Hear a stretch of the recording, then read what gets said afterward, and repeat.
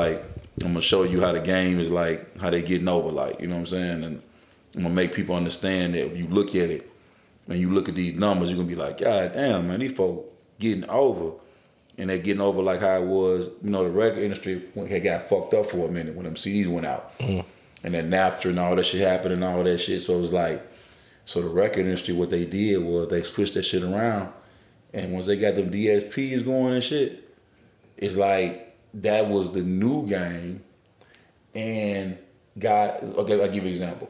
If they tell you, you can look up what your rate is for your royalties, like what the rate is for Spotify, what it is for Apple, what it is for iTunes. You look all this shit up and see what their rate is, right? So if you look up the rate and what you're supposed to make per stream, and you add this shit up, how is it that they can turn around and give Lil Durk a $30 million advance? How can they quantify giving Kanye West $100 million for the Donda? You know what I'm saying? Like, we'll give you $100 million to drop on Apple Music. How are they gonna recoup that? Because they already got it. Because it's the back end that we don't have nothing to do with it. If I tell you, bro, you finna get 0.007 or whatever it is for your record. Some on one. Oh yeah, exactly. And you look at the total amount of streams that niggas stream for their album. You can see those sales too. You can see the numbers. And it's like, man, well shit, how could you give Kanye West or Dirk a $30 million advance, or NBA, I don't know if Youngboy gonna take a new deal or not, but I'm saying, or even Drake, you get his man $300 million deal, but how is this man gonna make back $300 million off them streams based on the numbers that y'all saying we get? Because only they know the real numbers, and we don't know them. And we don't know them. Yep. You know what I mean? So that what these folks been playing. They just telling us. Yeah. You get who the fuck decided? Even when you get monetized with YouTube, who the fuck said, like, okay, bro, ain't no, it's 60-40. That's it. Ain't no negotiating, none of that. When you monetize, you gonna get that little jump. You ready to monetize now. Your watch time is where it said, we doing 60-40. Yeah, but we don't know what the advertisers really giving them. Exactly. To begin with. Oh, that's the main thing. You don't know what they getting, bro. So these folks, it's like, so that's why I love talking about this type of shit. Yeah. To let these folks know, cause like, bro, like, nah, y'all getting over, bro. And keywords dictate the algorithm. So. Yeah, and then they know the algorithm too. They dictate, like you say, they dictate the algorithm. Keywords they want, whatever they're trying to push at the moment. Man, whatever they pushing, bro, that's how that shit rocking, bro. The infrastructure real. This shit is real as fuck. I'm like, man, how the fuck can they quantify giving Dirk $30 million in advance? But I'm like, damn, don't just what he sold $2 million. I don't think he sold $2 million. $1 million. I think what he did 125 first week. I think we talked about it, and then I think now he just now got it to gold. He just also if he just not gold, how can you? Yeah. Like what kind of? Yeah, that don't make sense. That don't make sense. That don't make sense. Even if you look at all the streams and all this on all the jumps, it's like, bro, if you add all that shit up, you go to numbers. The numbers don't lie. It might make sense in a whole other way though. They might like what his message is to you. Like we don't know what he's selling, but as long as it. But it's a business though. How you gonna make money? Yeah, it's a business firm. Private prison. Huh? Private prison. What you mean? Shit, a lot of these record companies don't need private prison. Oh, okay, there you go. Well then, I got the hardest niggas out here rapping, keeping my shit full. But it still don't. But still that. But even that still ain't business though. But the board of directors for that particular label, they gonna the numbers. Like this all stock. Okay, so it's all based on stock, right? So it's like they're looking at whatever the gross earnings were for last quarter, who got the top market share. They're looking at all that shit. So it's like, how can you be profitable if you only go and gold? If you only go and gold, and even if they got $10 off 500,000, they ain't number what 5 million, what 50 million, something like that. So that's what I'm saying. It's just they get more money. It's what you said, man. Yeah. They're getting more money than on the streams than they telling us. Because it's like, bro, how can you quantify? How can you give Kanye West $100 million? Even if he streams 1 billion times, 1 billion streams total for his album, time that .0072, do not add up nowhere near 100 million. No. Maybe shit. Maybe 10 million. It may be 10 million. So yeah, that's only 1%. So ain't even 1%. So how do you pay that back? How do the investors? How you make your, you know what I'm saying? How you make your money back? And he not 360. Not yet. But don't they get a percentage of everything they do as far as like even they touring and stuff like that? They probably get a little percentage of everything for. Not an artist like Kanye West. Nah. Not an artist like Ye gonna call his own shot. Well, I'm just talking about the regular artists. But regular artists, regular artists, they but then even that. But it depends on what you come in with. If you come in with the leverage, you ain't gotta do that. Like somebody like 21 Savage, he ain't got to do That's why I say it only leads me back. I keep talking about this because I'm telling you, if they are getting more money, they invented this shit. Yep. The Vivo, all this shit that YouTube is all their shit. Mm-hmm. And these folks giving us pennies on the dollar like they were giving Ray Charles and them back in the day. You know, so they were trying to like they doing that type of shit. They were happy for the CDs and shit to go out. Mm-hmm. At first they wasn't, when they figured out how they can be able to control it. You know what I mean? Mm-hmm. Right. Yeah, either Dirt Line or they make. But he not though, because even Gotti, even Gotti got his new deal over there in Scope. Man, Gotti got a $35 million deal. But see, I can see Gotti because they paying for the whole collection. Yeah, it's for all of them. Yeah, for all of them. It's like when they gave Birdman the $30 million back in the day. Yeah, that's what. Yeah, they knew that they was gonna get that because back off. That's breaking down the bag. That's breaking down the. Dirk ain't got no lit art. He had Von, but everybody else he got to work them up. You know what I'm saying? He don't have no lit artists. So for him to get $30 million, I don't know how the hell. I'm saying, how do they make their money back from that unless they are making money other ways behind them streams that we don't know about? Yeah. You know what I'm saying? It's something else going on. It's a cut on it. But maybe they have a percentage of their royalties on the song. I mean, but now it ain't even there because they don't own them. Like, niggas be having owning their own masters now and everything. Do they count the overseas and all that shit? But all that goes into the 125. Into the stream. All this shit in one pot now. It ain't like once that shit come out, it's everywhere. You know what I'm saying? Now back in the day, it might release in the United States. Then the next week we're gonna drop it in UK and do this and that, But now. Shit, I don't see. We talk about money don't make sense in a lot of business though. For real. That's why I said when it don't make sense to me and I understand numbers, I know it's something else that it's fluff or something else going on that I don't know about. No, but the music industry really the only one that's like that, bro. I ain't gonna lie to you. Like so much for just like numbers not being accurate. Yeah, it's like if you watch a show like Shark Tank, man, them folks break that shit down to a science. Like before they even do a deal with you, or if you you can take that motherfucker. What a nigga name? Elon Musk. Musk, right. Yeah, he got to show everywhere where every single dollar come from, bro. Yeah. Like it ain't no he had them when you a publicly traded company, you got to show where every dollar come from. Music ain't like that. Them motherfuckers don't know. We don't know where that shit coming from. We don't know, bro. We don't know where that shit coming from. It's been like that for a while too. Yeah. But I just think in business, there's a lot of times where niggas really can't just show every dollar on every dollar because it's just currency. It's just numbers in the system. Nah, if you privately own, like how you run a business, you ain't. Of course, you can't figure it out. But when you public, a lot of these labels is publicly traded companies that have, you know what I'm saying? This shit tastes just like you smell on. Yeah, they do, you know for real. Like for real, like it's publicly traded companies though, so it's like you're supposed to be able to track where everything. You got to track revenue. You got to track quarterly earnings. And all that shit. So taxes on it too. So what I'm saying is, how can they quantify giving those big ass advances like that to these artists, and they not recouping it based on the numbers that they telling us that we getting per stream? Only makes sense if they're getting a back end.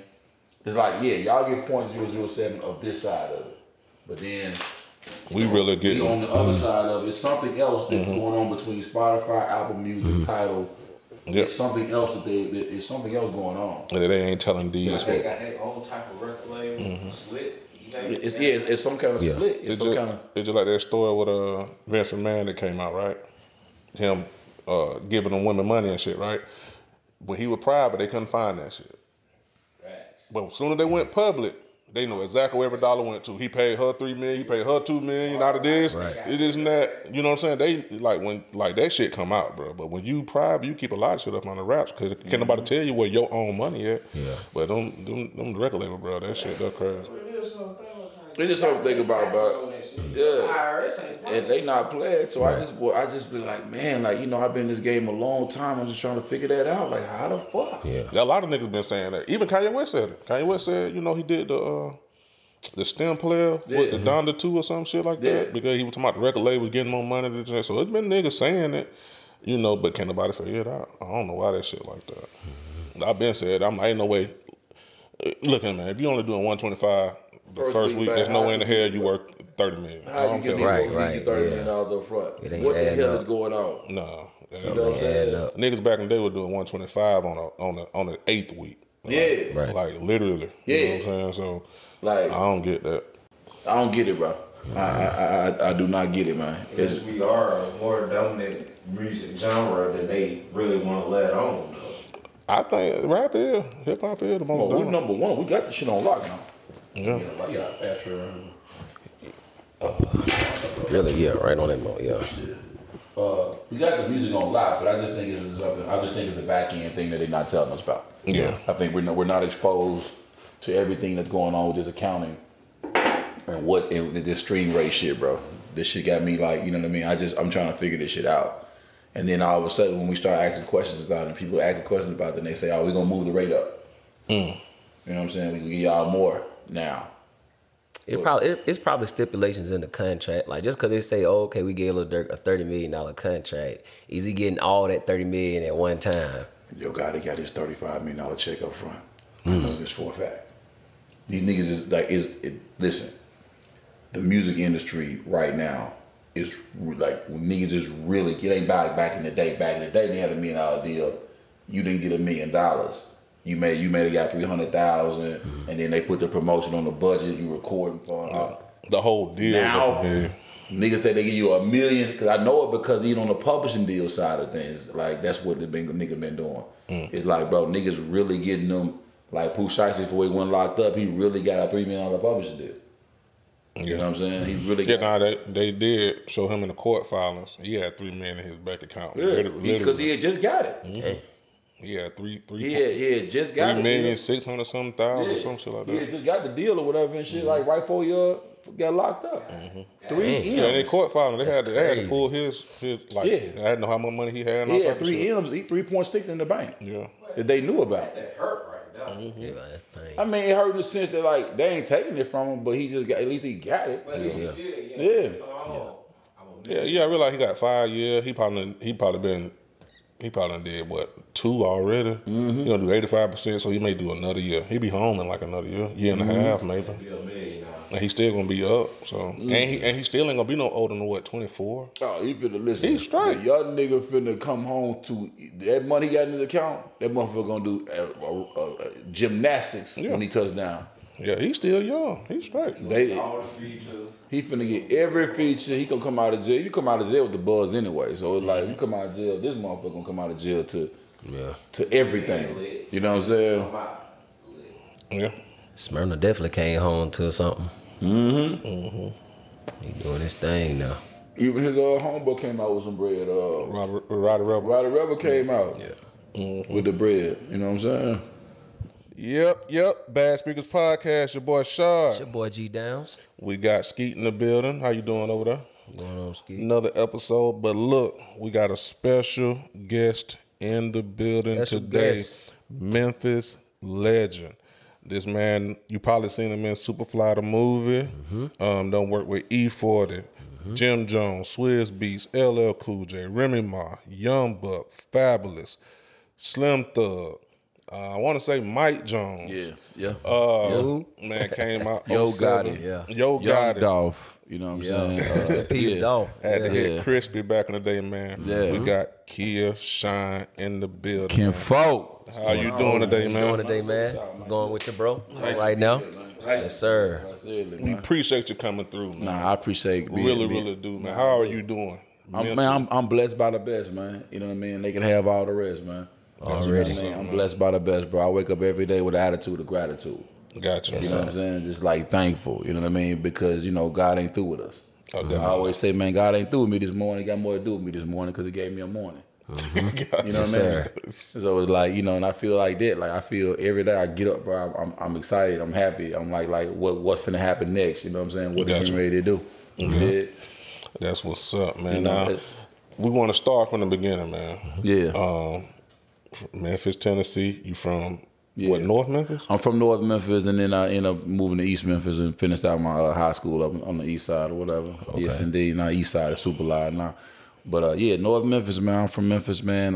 Memphis is a home of the blues, birthplace of rock and roll, and it's also like the backbone of the Southern culture. Yeah. You know what I mean? It doesn't always. Now, lately, we have been receiving it, but we haven't always received the flowers. You know what I mean? Our roses as far as what we are to the game. Yeah. Because we smaller than the A. You know what I mean? Like we definitely is very influential, just like Atlanta has been to the culture. Memphis has always been a backbone to the Southern rap and into the culture. And even now, it's like I look around and I'm like, man, I'm so excited about what I'm seeing coming from the town, because when I started back in, getting music money back in 01, running around putting out Yo Gotti albums in 03, with Life, and I'm taking Gotti up to New York and LA, and at the time, guys really wasn't into the sound that we were coming with, that Memphis sound, you know what I mean, and what we were doing musically. There's only a few labels at the time that was even investing money or doing deals with Southern artists. That was TVT, which I had my distribution deal with Lil Jon, right, Yin Yang Twins, and then you had Universal that was doing their thing and like Priority. But it was like, it was a few in between. Ludacris had his deal with Def Jam. They had a Def Jam South thing going on, but it was like wasn't a lot of avenues that was really trying to hit a Southern sound.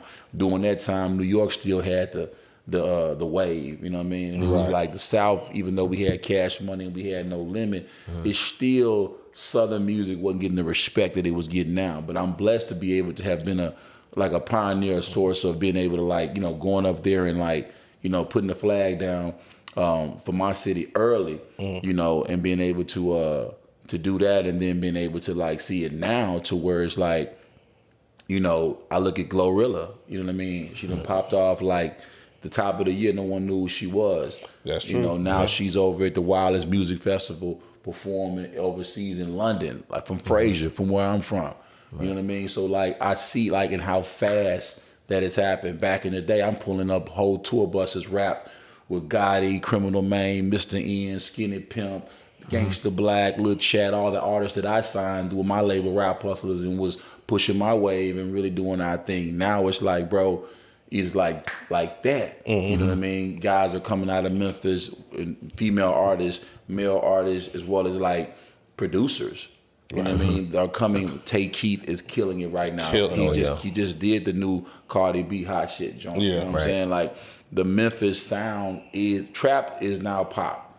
Yep. Right. You know what I'm saying? And the Memphis sound is that's where it's at right now. You know what I mean? Shout out to Hit Kid who produced the Glorilla joint, another producer that's just killing it from Memphis. We've always had beats, but now what you're seeing is you're seeing the beats hit the streets, you're seeing the artists hit the streets and really eat off of their music. I've always pushed the independent grind myself with my label Rap Hustlers, but seeing what CMG has done, seeing what PRE has done, is just taking it to they've taken the blueprint and they've just they understand ownership. And whether you're doing it ownership through Empire and Ghazi, which I've been having my distribution deal with Ghazi since 2009. Shout out to Ghazi and Empire. But that was one of my first deals I had after I left Universal. But seeing how PRE and Daddy O them is doing it with Key Glock. And rest in peace, Dolph. Those guys over there, they twerked that independent thing. And then seeing what Gotti is doing from a major label perspective of how he's running through these labels, getting these checks, getting these bags, it just makes sense. But like I said, I remember being in New York 02, 03, you know what I mean? And people not really getting it, not really understanding it, and being able to be alive and being able to be in a position that I'm in, and seeing what's happening now, it's hard not to be excited, you know what I'm saying, about it, and just seeing the kind of money that's it's millionaires, D-Mac, Two Banging, on board the Narrow Love, Dirty Fresh. I'm just looking at all the producers, Drumma Boy, I forgot he was from Memphis. See, I started with Drumma. You know what I mean? That Drumma Boy, a lot of people don't know that's how I really got in the game. I'm gonna tell you a story. All right, so it's 2000. Man, it's year 2000, and my boy, I was going to meet this A&R, Dino Del Valle. Dino signed Cash Money to that $30 million deal. to Universal. Then when did they have something to do with that too? Yeah, but Dino was working for he works for Universal. Okay, gotcha. On the Universal end. Okay, Universal end. So shout out to Winnie Day though. All right, so it's like, so I'm up. He was in town to sign Player Fly back before Fly went to jail back in 2000, 2001, somewhere around that time. Friend of mine bring him by my crib. I had my own label. I'm trying to picture my little brother artist. My little brother's my artist that I had. We had Diamond Cut Entertainment at the time, and we was like pushing our wave. And it was like he ain't did none of the music, but he was like, bro, he dug me. Said, when you come to New York, look me up. You know what I mean? Come by the meeting, come have a meeting with me or whatever and stuff. So I shot to New York like the next month. We talking about like this is like 2001. I go up there, meet with him. My first meeting to New York, I'm meeting with Tina Davis at Def Jam, and I'm meeting with Dino Del Valle at Universal. I go up there, I'm excited, I'm from the town, I'm thinking I'm finna, get up here and make these folks, succumb to my way. But they really weren't feeling the vibe of the music at the time that I was producing and then I was putting out or whatever and stuff. So when I'm sitting in Dino's office, and of course, like, I'm a little bit like, I'm kind of down in my spirit because, you're excited to go to New York, first time, you're finna make a meeting, you thinking that this could be the thing that changes my life. And it was over time, you know what I'm saying? But in this first meeting though, I'm sitting up there with him, man, I'm playing them beats and stuff and I'm playing them songs, and then I just pulled this tape out that had like a beat on it from this particular producer. I played the beat and I was finna rap on the jump because I felt like he felt me, even though he wasn't really digging none of the music that I was presenting to him. So I was like, all right, I'm ready to spit a bar. Before I get a verse out, this man says, yo, how much for that beat? Now at the time, I didn't buy beats. I used to just get beats from producers around the way. I give me the beat, we helping each other. It wasn't no buying beats. So when he said he wanted to buy the beat, I was like, well, what you'll give me for the beat? He said, I'll give you $5,000 for that beat. Oh, that beat sold. right. Sure. Yeah. I went up there as a CEO of my own record label at the time, Diamond Cut Entertainment. When I got back on that plane, I had a whole new vision. You a producer? Rap hustlers. I'm finna sell beats. I'm finna rap hustle. I'm finna like, okay, I can come up here with a beat and I can be able to sell this beat. Oh, it's a rap. Let me tell you what I did. I went home to that producer and said, give me the rest of your beats. Okay? Give me all your beats. We're gonna split everything 50-50. 2,500 your way, 2,500 my way. And I'm gonna go up here and sell these beats. Well, that producer was Drumma Boy. It was Chris Golson. He just got out of high school.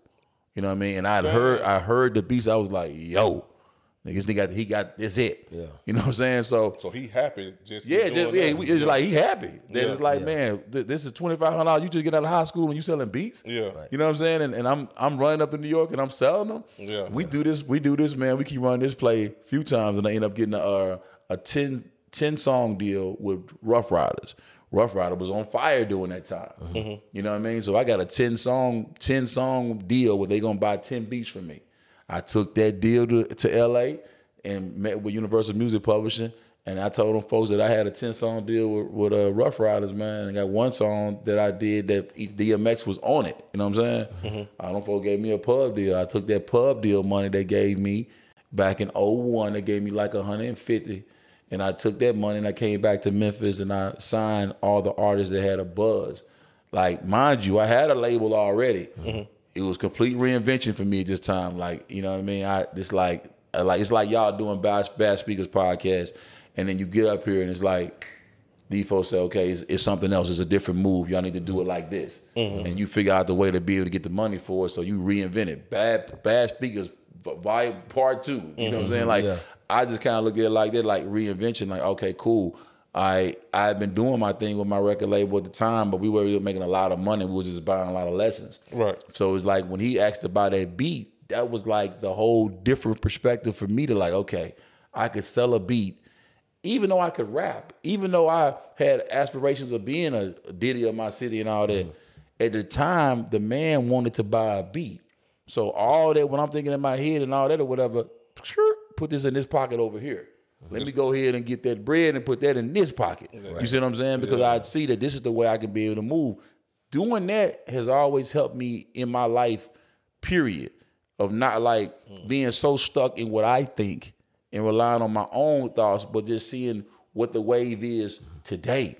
what's paying today? Which way the game going? Yeah, which way is it going or whatever? Because I think sometimes, like, I'm a spiritual dude, so you hear me talk about my God all the time. But it's like sometimes the way God bless you last season ain't the way He gonna bring it to you this season. Right. You know what I mean? You know, he might have a whole nother move. You can't get so caught up in thinking that this is the way. When it's like, nah, man, like He could have a whole different way for you over here, and you can be stubborn. And sometimes it said in the word, you can't like rely not to your own understanding. You know what I'm saying? Acknowledge Him, and He'll make straight and plain your path. So it's like I just be a lot of times not relying to my own thoughts, but like going off what His direction is. And the direction led me to Drumma.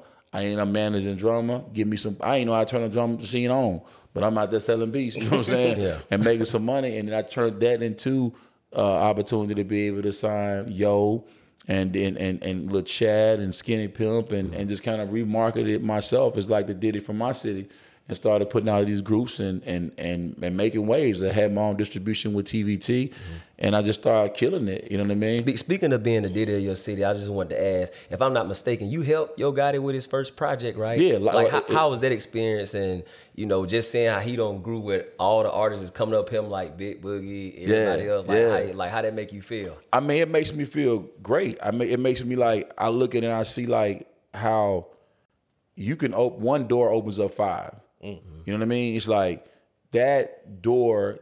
I remember like it was yesterday when Yo Gotti first called my phone.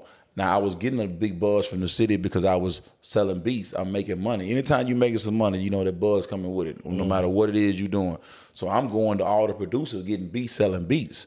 You see what I'm saying? And of course, my name started getting buzz off of that. And then I got that bag from Universal, so I said, let me go and sign an anchor artist like Skinny Pimp that people knew that would still go to the store and buy CDs from or whatever and stuff. So I got him.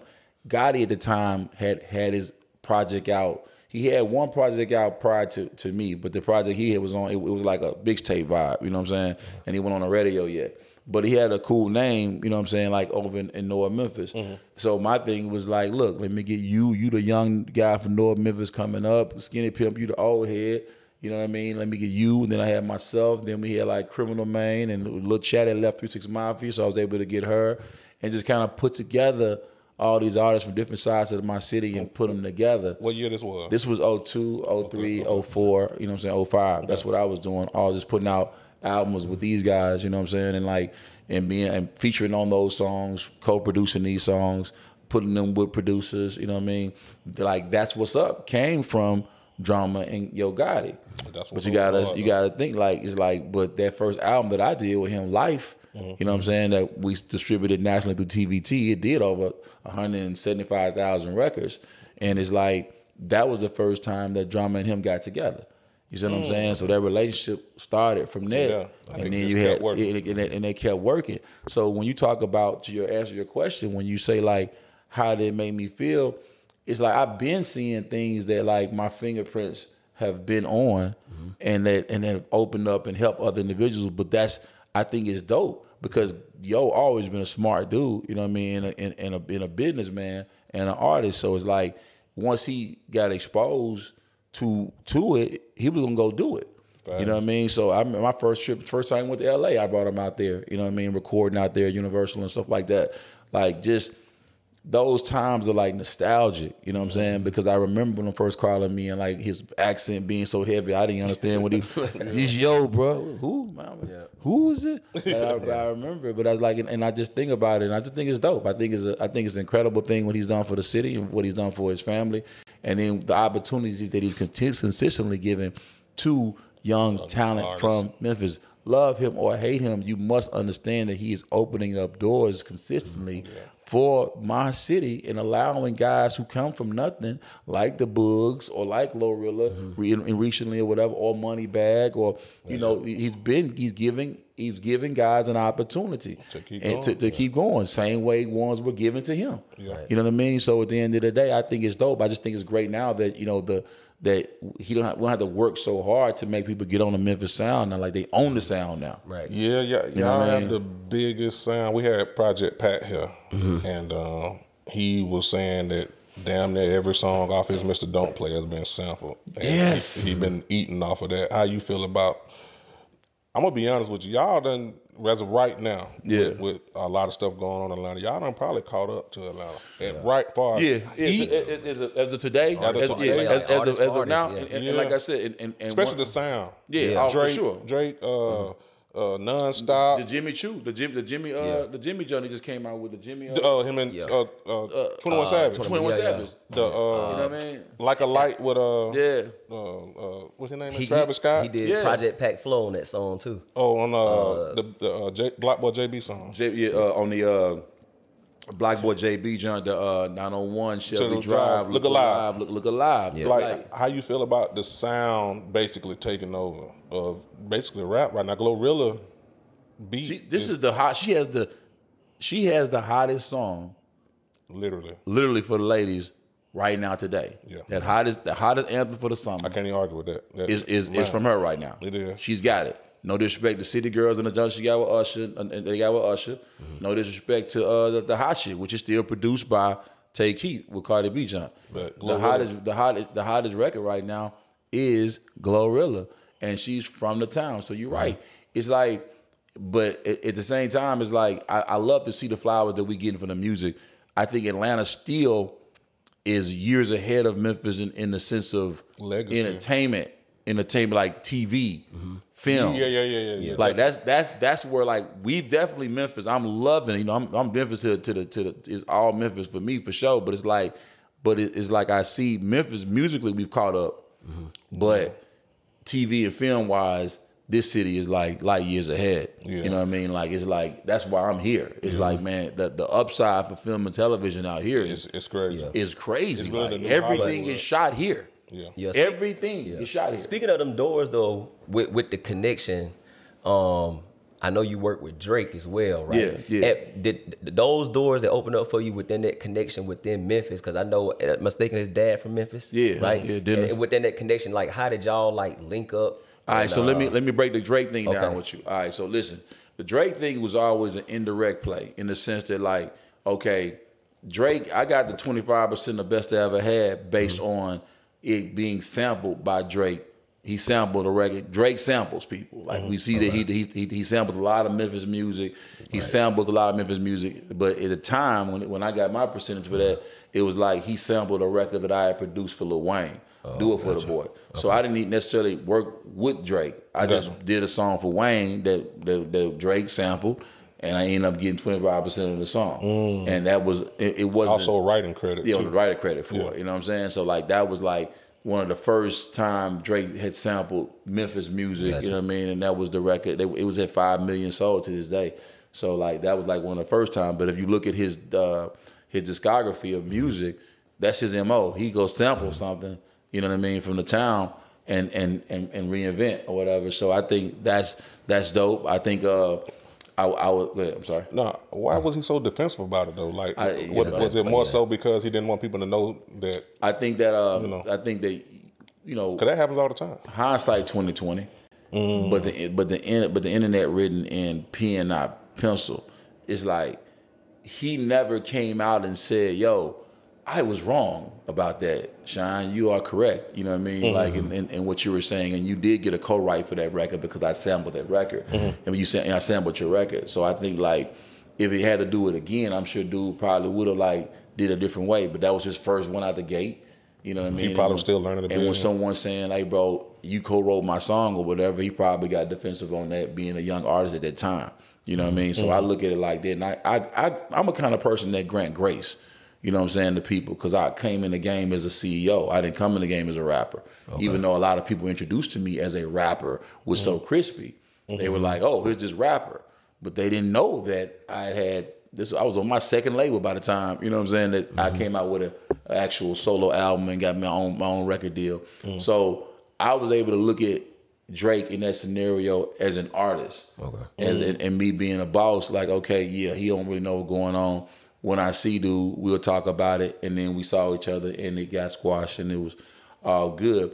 But he still never came out and said that, you know what I'm saying? Like he was wrong about that. Wrong about that thing or whatever and stuff. But it's all good. I see what he does to sample stuff from Memphis, and like you talked about the Block Boy JB song. He like him hopping on that song changed dude life, like, you know what I'm saying? So like, you know, I still look at the plays that the indirect moves that guys do that I still benefit from.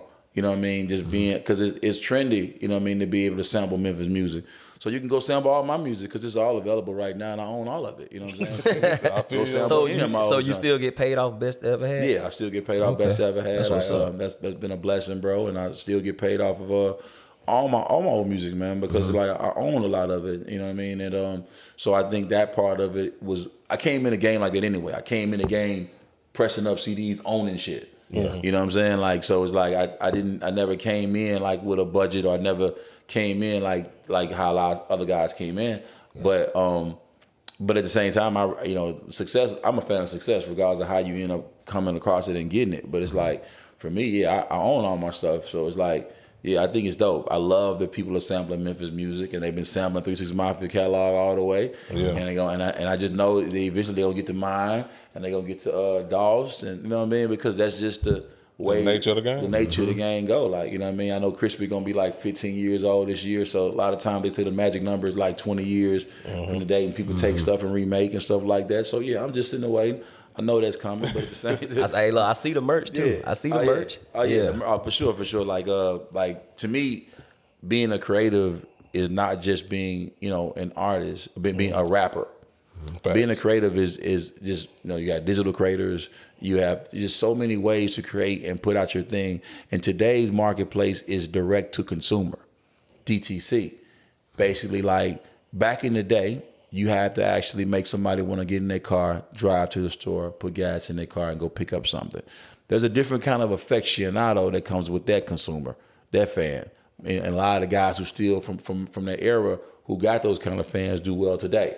Like the Gucci Mans, the Gottis, the people like that, they still gonna always, diehard fans because they come from that CD era.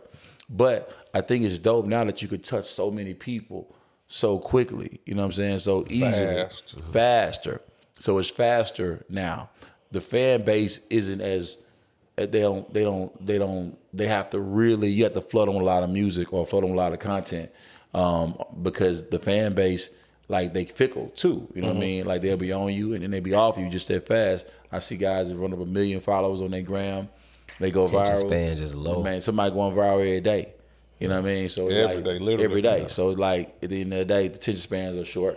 People are, they're consuming a lot more stuff right now. And like we talked about before we got started, people buy more into people now than they do in as far as the song. Right. So it's like, for me, it's like, okay, if you have a fan or you have somebody that I consider everybody I speak for is king folk and queen folk. You know what I'm saying? I speak to those that are king folk and queen folk. So for my fan base, it's like lifestyle. It's like what you wear.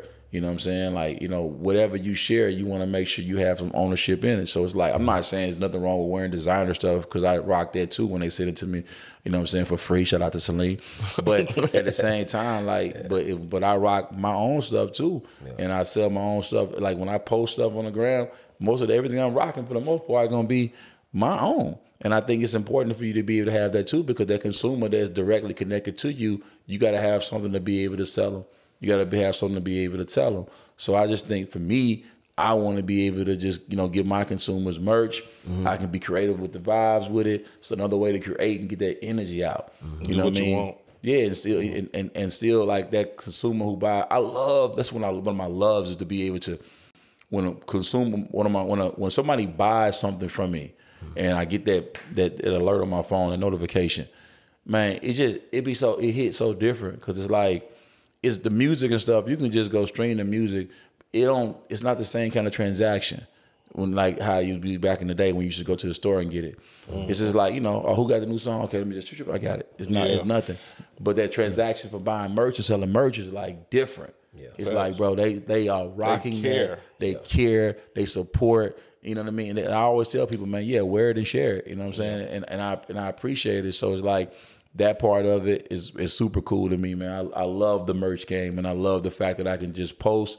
You see it, you want to buy it, boom, bop, bip, click, click, click. You got it. Fact. That part of it is dope. That's the dope part of the grind right now, man, that you didn't have back in the day. No. Do you think that's going back to what you said before that, do you think that's like affecting fame though? Like, just having too much access to celebrities now? Like, you got to think about it, like, when we came up, we watch musicians and artists perform, and it's like whatever they did for that night. We went to school, we got up early in the morning, we talked about that shit at the bus stop, and it's like, oh shit, y'all remember that from last night. And that's all you knew until they had another moment again. But now you can see niggas' moments every day that you wake up. That's true. So it's like it takes it away. I don't know, man. Just like, and people are, like you said before, people are always just looking for the next thing, like quickly. That attention span is low. Man, I think social media is like hurting fame. Celebrities ain't what celebrities used to be. Well, I think people be famous. Like, I think that the goal is to have notoriety, or notoriety comes with respect. People respect what you got going. I don't think the goal should be to be famous. I think because people are famous for being nothing, for doing nothing. You just because you can just go viral on anything. It could be, you know what I mean? So it's like, okay. So it's like, you're right in the sense that it does take away a little bit of the mystique of your favorite artist. But at the same time, like, for a hustler, it's like, man, it's beautiful because I could really, like, I could control my narrative. Like, you know what I mean? Back in the day. It makes more millionaires now. Yeah, back in the day, though, like, they could control the narrative for you. You know what I mean? You programmed by BET and MTV. It's what you watching. These are the videos you watching. And then, like, you know, if something happens in the media, you don't have a way to be able to necessarily go address. In today's marketplace, bro, you can really get on your gram and be like Kevin Hart when he cheated on his gal, right? Yeah. Man, like, look, man, I cheated, man, what I did, man, I'm finna address this shit head on, let everybody know what's going on. Like, you can control water on the bridge. Yeah, you could control your narrative because you could talk to your fan directly. Right. I ain't saying, not me, when I go on my gram, if you follow me, I'm entertaining on my gram. Yeah. I want you to, like, I want you to go to the gram and inspire you, or I want to make you laugh. You know what I'm saying? And, like, and the music is just a backdrop because it's just, music is like the appetizer to a bigger, to everything else. To everything else, to me. You know what I'm saying? But so I kind of look at it like that. I like, man, this is dope. You can be able to pull people in, you know what I mean, and get a slow drip going and just get your fan base. Because you can have 1 million followers, but you might not have 1 million supporters. But I like having people that actually really engage. You know what I'm saying? Really go from my Instagram to my website to buy stuff, to give me their data, to give me that info, so I can be able to, if I don't get on the gram today, I can still go on my phone and email everybody who subscribe to my vibe on coffeewithkinfolk.com. Right. I can just go bam right here, email, boom, boom, click a few buttons, boom, and I done reached all these people. I love that, man. I was gonna ask you what Kinfolk Coffee is about. Coffee with Kinfolk is like, is literal, is coffee in the sense of that, like, when you wake up in the morning, like me, I'm an avid coffee drinker, so I get up and I have coffee. I love coffee. You know what I mean? I can break down coffee a million ways. My wife from Seattle, we've been together 20 years. Yeah. I just like coffee. It's like brain juice. It do stuff for me. Yeah. But at the same time, like, what if I could put you up on coffee literal in the sense of, like, what I'm saying is waking you up? Gotcha. Like, you know what I mean? Like, that's what I was asking about. So that's what my thing is, like, let me give you some inspiration for your situation. Let me give you a cup full of good positivity and possibility with me. And then the coffee be some good black coffee that just wake you up and get your mind going. Because your endorphins in the morning and the daytime is like, it's when you're the strongest. When I go studio and record, I work in the daytime. The nighttime stuff, oh, no. No.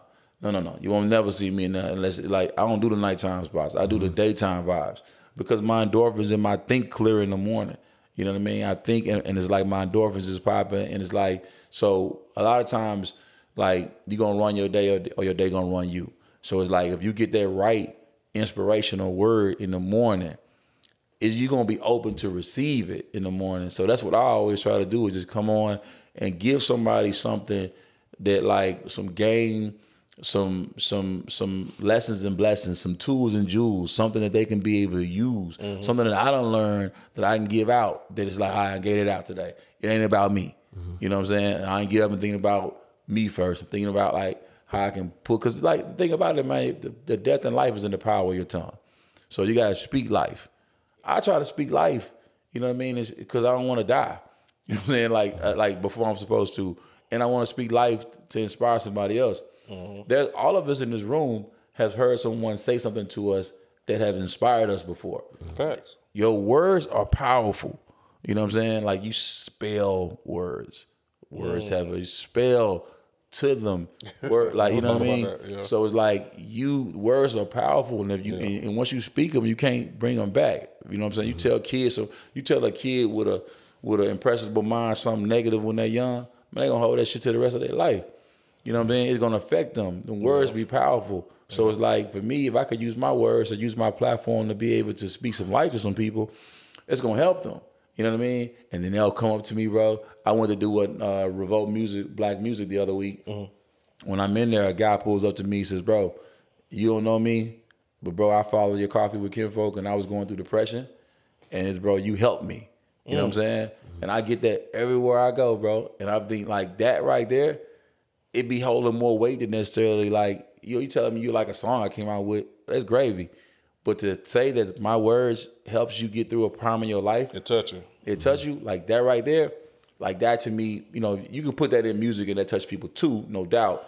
But like, just like to be able to have a conversational setting like we got right now, and it could be able to help somebody else with what they got going in their life, bro, they gonna pay it forward. Yeah. You know what I mean? Yeah. You know, so I want to see the world. I think we could kind of, it's imperative that we change the narrative that's going on with our people and how we are like killing each other. Like, and like it is always a negative Nate and the negative Nancy and all that vibe, bro. Like, and I'm like, man, like it's gotta change. You know what I mean? Yeah. So it's like, how does it change? Well, it's like it changes in the homes, it changes for people's perspective. It's just like it has to be like different perspectives being put out there.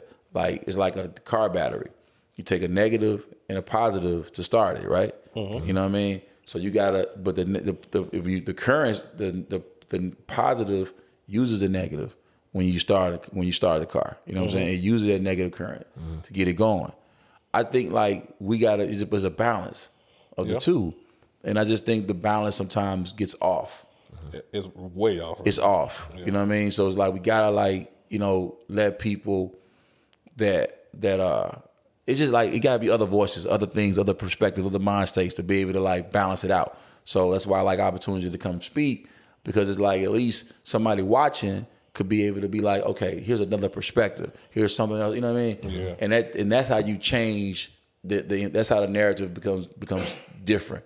You know what I mean? Because a lot of the kids that are or the young black men that's coming up, we just like, we're not hearing the positive. We're not hearing we just hearing. I don't think they want to hear it though. Not, like the kids, like, because I remember when I was a kid, I didn't want to hear it. So it got to be said the right way. It just got to be said the right way. Yeah, like it ain't coming across preachy or something like that. Yeah, you can't preach to them, but it got to be like, it's just like, that's why I feel like it's a calling. Like I feel like it's my job to be able to rap with them and just like to. Because there's no real, these folks raised by IG, not OGs. But if you can get some OGs on IG saying some cool things to these young Gs, they could be like, yo, hold up, man, I might not just. It's like a lot of OGs going backwards, though, too. We, as black men, have to be able to say, yo, man, like, yo, y'all killing each other, bro, that shit ain't cool. Yeah. Like, you know what I mean? And for what? Like, you know what I'm saying? Like, it's just a perspective got to change, bro. Like, so I just feel like some of that shit is like, we got to be OGs. Right. And like you said, OGs be going backwards. They is now. It's backwards. It's like we glorify what we get stereotyped for. I don't understand that. I don't think it's cool either. I don't think it's cool to glorify stereotypes at all times. Like, you know what I mean? I don't think that's cool. I think like, bro, we got to be accountability. We got to be accountable for what we putting out there. Yeah. You know what I mean? And I think you gotta put out some of that positive, man. You know what I mean? Yeah. So at least it's like people get positive confused with soft. That's not the case. But that's what I think the problem though too. Nobody ever wants to be confused as soft. Yeah, like they feel like that's soft, but it's like, I'm gonna tell you, like when I see these young dudes bust their gun and they go kill somebody. Now, make a plan with your family and all that or whatever. I get it, you know what I'm saying. But like when you talking about like you just killing over what? Nothing. A street you don't even own. A street you don't own. Nigga disrespecting you. Okay, get the scrap with them. Fight. But I see them, they pull them units up so quick. You know what I mean? And it's like, I don't, it's like, okay, I think about the boy who did the race. I couldn't beat that case, so I did the race. Okay, bro, he really ain't getting out. But I don't think that done hit him yet. See, it's like when folks really is hiding you. Yeah, they're really not letting you out. You really are going to be in there forever. But he's so young and ain't hit him yet. You can see how he act on them calls and stuff. Yeah, he's like, you still up here throwing, man, listen, man. Larry Hoover said, man, he ain't affiliated with that shit no more. Yeah. He said he not affiliated with no more because, bro, nigga want to come to the house. Yep. You know what I mean? Like, bro, young niggas out there, man, killing each other, bro. And they go sit down, bro. That shit for real, man. Yeah. You in there you in there, man, and them folks hit with years. The boy that killed Dolph, what had something to do with killing Dolph? You finna be in there. Yeah. You gonna be sitting in there for in a dick factory. Number sausages. You know what I'm saying? Yeah. You can't have sex with no girl in there. You never go. You know what I mean? All they it's like, bro. And he might not live in there. Yeah, you might not live. You gotta value life. It just seemed like our youth don't value life. It's gonna be this is what I noticed, right? Like, bro, you don't make a permanent decision based on a temporary situation. Facts. Mm-hmm. Why are y'all making these permanent decisions based on a temporary? Oh, this man disrespect me temporarily. He disrespect you. Okay, man, you checked him, but y'all could have scrapped. You know what I mean? What happened to the scrapping? What happened to the? Nobody wants to do that. Then they give us all these guns. Yeah. Oh, they want us to kill each other. Now. Listen, they giving us. Do you see what's going on? Passing laws now. They passing laws in L.A., New York. Like L.A., New York already was off the rock, off the chain. Texas never gave a fuck. And now it's like it's cool. Everybody can get guns. Everybody can strap up. Yeah. I got guns, but I'm saying I'm not in the when you every day you moving around with that unit every day. And just every day, bro, you just all day you clutching that junk, and you just all day. That's what, bro. Something gonna happen, man. You finna bust it. You finna use it. That's what's finna happen. You're putting that energy out there. That energy is what you're putting out there. Mm-hmm. It's like, man, bro, like that need to be the last result. You know what I mean? I don't want to have to kill you. You know what I'm saying? But I will to be able to make it to the house or protect my own. But it's like I don't want to have to go all the way there. Why do we go from the 1 to the 10? You know what I'm saying? Like it's like a 0 to 100, just like that. Mm-hmm. And now you done it. Now you like, okay, let's talk about the boy who just got murdered. Trouble, rest in peace, Trouble. Right. Like, bro, that dude who killed him, or allegedly, bro, like your life is like that's it. It's over with. Mm-hmm. Like. These folks are really hiding us in these jails. Yeah. These time is for real. But that's what I'm saying. I think a lot of them is so young they don't understand it. Like we have the foresight because we older, we more developed, right? Yeah. But these kids ain't even mentally developed yet to even understand that type of time. Yeah, that's why you do shit. That's why you do dumb shit when you're young. But even when I was younger, man, and like I said, man, I guess it's about my grandma and my mom and my folk. Mm-hmm. Like they really like, man, this the temporary versus the permanent. You know what I'm saying? Like they always put that on me. Like, you know what I'm saying? Like if you do something right now, like if you could be fucked up today, mm-hmm. but bro, tomorrow it could change. But see, you know what I'm saying? Like, but I know all I know the pills they hitting them with. You know what I mean? And the 30-30s, the pills making folks numb. It's fucking what they burn a little bit, yeah. It's making them numb to what they're doing. You know what I mean? And then by the time you do it, and you look up, and it's like, bam. You know what I mean? Now I will say this too, though. I think what we got, 'cause I like conversations like that. We got to look another thing about the problem, though. The parents ain't the same either. How like you say, your grandmama, your mama, or my mama, your mama, this and that raised us. Man, I see a lot of these parents, just, women I've known in my life, don't give a damn about what their child That's is. true. Like literally at a young age, and they'll say something like, "Oh, little Twan, he just bad."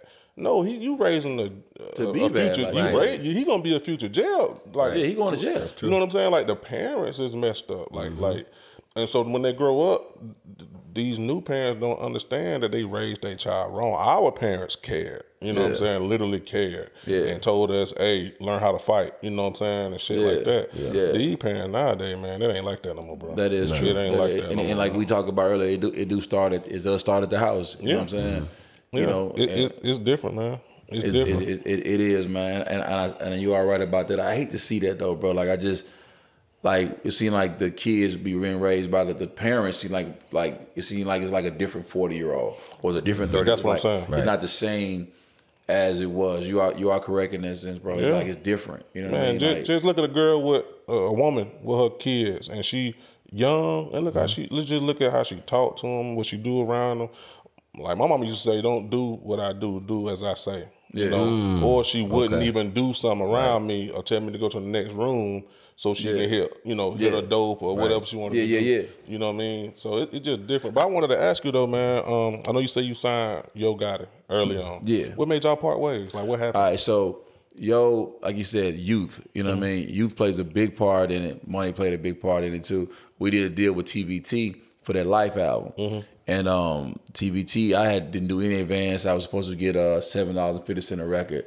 And we did like over 100-some thousand record with that joint, bro. And basically, Steve Gotti, well, we had one of my partners in the street. We was, you know what I'm saying, we was doing that thing, and he didn't get busted, right? So when he got busted, it was like a ripple effect. Everybody heard about it, whatever. Shit was a whole thing. So it was like Steve Gotti took that as a prime time to be able to like ease in and say, okay, you know, to go ahead and make his move. It's time we sign Gotti. You know what I'm saying? So we signed Gotti directly to TVT after we did the Life album through them or whatever. So me and Gotti had a joint venture for 2 albums or whatever and stuff. But then because everything had got jammed up with our label and we was kind of weak at the time when my partner went to jail and all that or whatever, it was like they took that as a time to be able to kind of divide and conquer. And that's kind of what took place. You know what I mean? And then, like I said, but then Gotti was going through his own thing too, because I know at that time Grip and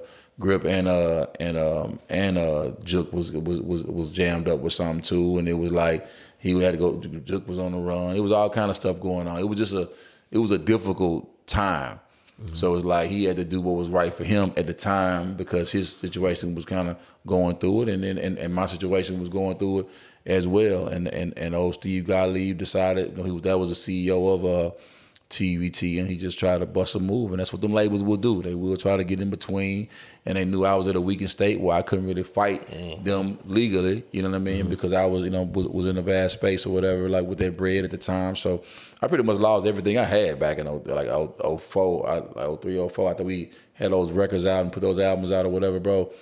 And I mean, then my partner got busted or whatever. It was like this before you started rapping. Yeah, I was always rapping. I would rap on Gotti stuff. We had songs together like "Break a Man," and we had songs like "Sell My Dope" and songs that was just like classics or whatever. TVs, Icy White, that were like popping. But like I was on all of them songs.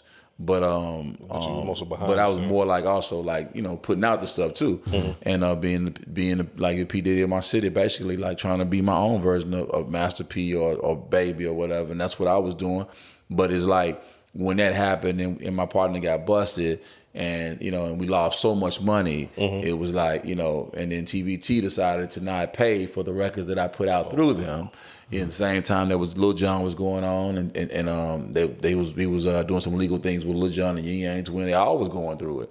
He wasn't paying. They folded, right? Yeah, they end up folding. Yeah, they end up folding because like I said, when you do bad business, it just comes back. Without it come out, it comes back to you, and it came back. You know what I mean? And it's like, but I went through a rough time. You know what I mean? I lost artists, I lost cars, houses.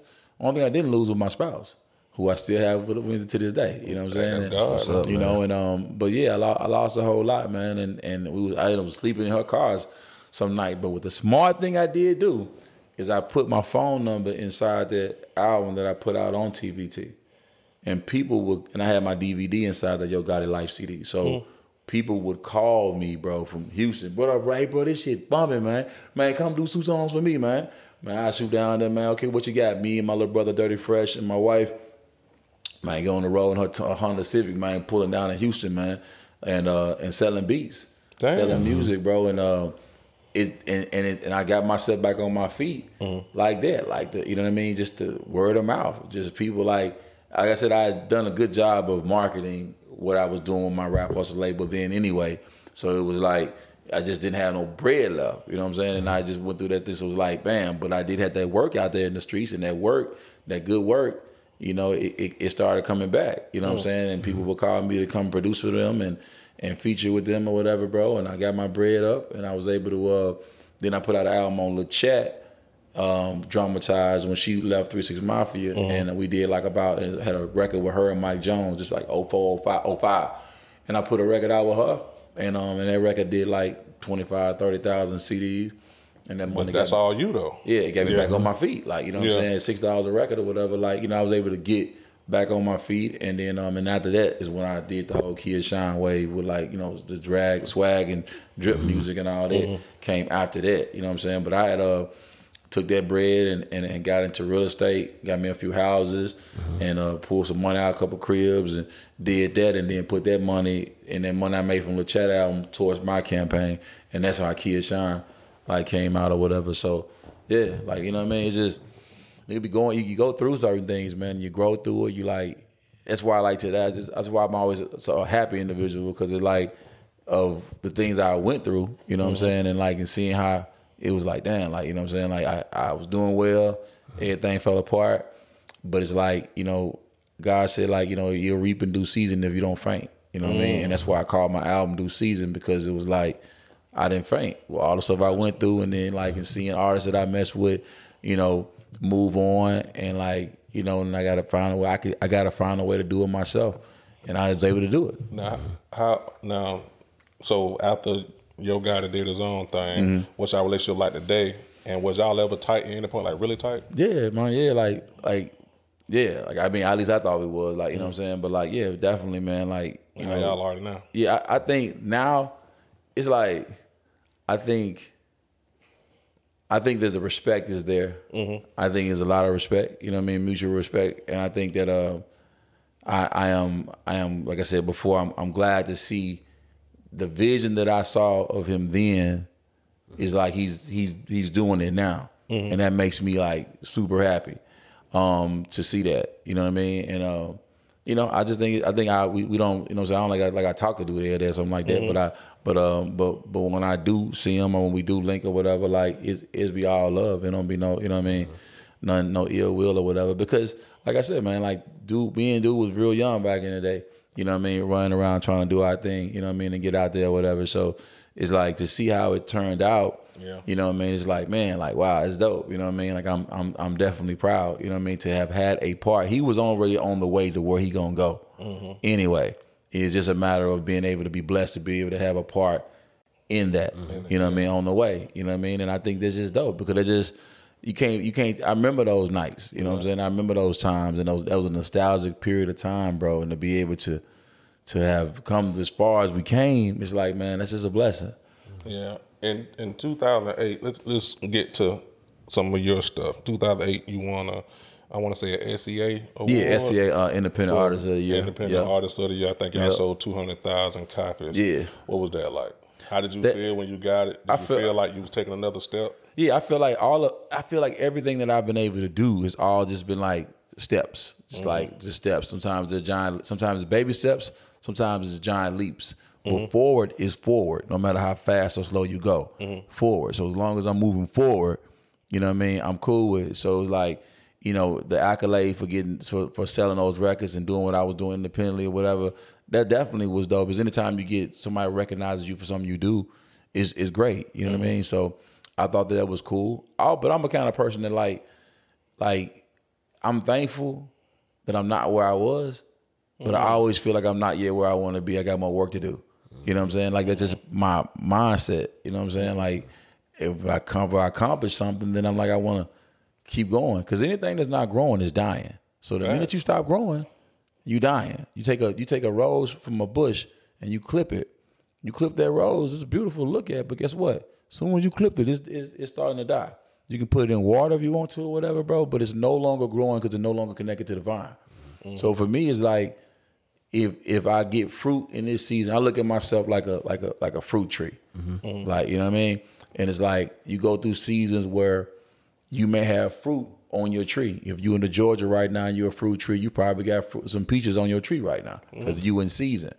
But then it's gonna go through a season that's gonna come this winter with all these leaves and all them trees gonna be gone. But that tree's still gonna be a fruit tree. Yeah.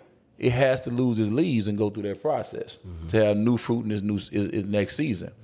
I always felt like that for me. It's like, all right, cool. This season, I got fruit in this lane. I'm gonna be managing artists. I'm gonna be signing artists. I'm gonna be, all right, in this season, I'm a rapper. You know what I'm saying? This fruit. Next fruit, I'm gonna be acting. This next, you know what I mean? Like, it's like I'm gonna have some fruit on my tree regardless of what it is. So when I do get something from fruit on it, I just be thankful for the fruit that come. You know what I mean? Like, okay, cool. Independent Artist of the Year award, gravy. Grammy nomination for co-writing a Drake record, gravy. You know what I'm saying? Like, you know what I'm saying? The old saying, an entrepreneur never retires. Never. Yeah. Nah, because it's like, it ain't work. It's purpose.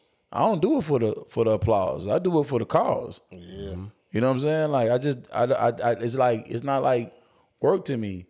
The work part is like what I'm doing lately is like, okay, I think I'm funny with Immediately Know. And it's the stuff I be doing with my Immediately Know show. So it's like, I like comedy, I like to laugh or whatever, and I like doing skits and stuff like that or whatever. And a lot of people that know me know I make a lot of jokes. So like, you know what, like, let me do a platform where I introduce like a different show or a different thing to put on the gram or something different to be able to be creative and do. I love doing that kind of stuff. You know what I mean? It's not like work, but it's also like more like growth. Right. You know what I'm saying? So it's like, and like I said, if I'm growing, I ain't dying. You know what I mean? And if I'm learning, that means I'm gonna be earning. If I'm learning something, I'm earning. You know what I'm saying? Like, but if I ain't learning and I'm stagnated, then it's like, you know, it's like I'm just living off of yesterday. Facts. You know what I mean? And I it's like I can't. I just can't, bro. You know what I'm saying? I feel you on that. You also in 06 ended up hosting Rap City, I think. Yeah. How did that come about? Man, sent a tape in to Rap City. Friend of mine, Manny Edwards, shout out to Manny in the West Coast. He was the one that gave me that publishing deal back in the day. Relationships is key because that was a publishing deal he gave me in 01. 06, he like, yo, they need somebody to host Rap City, bro. Why don't you send me some tape on you? I sent him a tape in. My tape was like what I thought they needed to do with the show. It was like, man, listen, you know, this is my honest opinion about it. And I just eat what I kill and I speak what I feel. And when I said it, the dude said, all right, we want you to come up here and talk about, you know, this show. You know what I mean? Come up here and meet with us. He said, yeah, we want to fly you up. I said, I'm going to fly myself up. I'll be up there next week anyway. So just like, if I fly up there, meet with Stephen Hill and them, and they was like, yeah, we want you to host BET for like, you know, like a month. But then when I got that deal and I did that, I got my record deal with Sylvia Rone at the same time. Oh. So she kind of like was like, if you are known as a host, people won't know you as a rapper. Like it was a bad PR move or whatever. Yeah, and I thought it was a great move, like, because it was like I was, you know what I mean, like it was a great opportunity to be able to do it. So yeah, I could have got the job, but then I felt like, you know, but she said like, nah, we're gonna go hard with with you being an artist. So I'm like, all right, cool, I'll get back to TV and film later. But that was like one of those moments where it's like, man, like, you know, I grew up hip hop here, so it's like the booth in the basement, that's everything to me. You know what I'm saying? So for me to be on that joint hosting it and then sitting down with Rick Ross on his first interview on BET, it's like I'm sitting down hustling this out and I'm buzzing as an artist with like songs like Respect My Fresh and Stunner Frames that I had out before I signed. But it's like, man, here I am hosting and I'm sitting down in your seat hosting and I'm finna get ready to talk to Rick Ross. You know what I mean? About what he had going on, or Jermaine Dupri or like any of the people I'm hosting or whatever. I'm like, bro, that was the confirmation that God to me was like, he said, your talent will make way for you. Your talent will make room for you. Your talent will bring you amongst kings and queens of this land. So I said, you know what, man, like, wow, like I see that. Like, it's like you could be thinking something, you could watch somebody, listen to somebody and say, bro, something about that artist, something about this, that person, I'm gonna end up linking with that person or something. And then it happens. Them kind of things that give you more faith. Yeah. Those kind of things give you more like belief, like, okay, the stuff you're thinking in your head, you gotta dream bigger. You gotta think, you know what I mean? Because it's like, it could happen. You know what I mean? So, and I'm living proof of it. So I was like, that was just one of the moments where like God was just showing out. You know what I mean? Gotcha. You end up signing your first big deal, I want to say right before 2007? Yeah, right. Yeah, 07. Yep. 07. Yep. What was that like, man? And was the money what you expected? The money then, like I said, I eat what I kill, I speak what I feel, so I'll be honest. You know what I'm saying? Like the money then, like I ended up getting like 07, I think I signed like maybe like 300,000. You know what I'm saying? Like something like that. But like, that's not towards your budget. Nah, it was just like that's what I got. Like, you know what I'm saying? Like between producing the album and then like getting my artist event, all that shit together, like 300,000, which was cool because I was like, this is how I'm gonna make sure I put myself out. Like Universal had a history of putting people on the shelf. Yeah. I'm not gonna be on the shelf. So I said, I'm gonna take my bread and I'm gonna keep doing what I know how to do. You know what I mean? Which is work records independently. So I started So Crispy, got it going.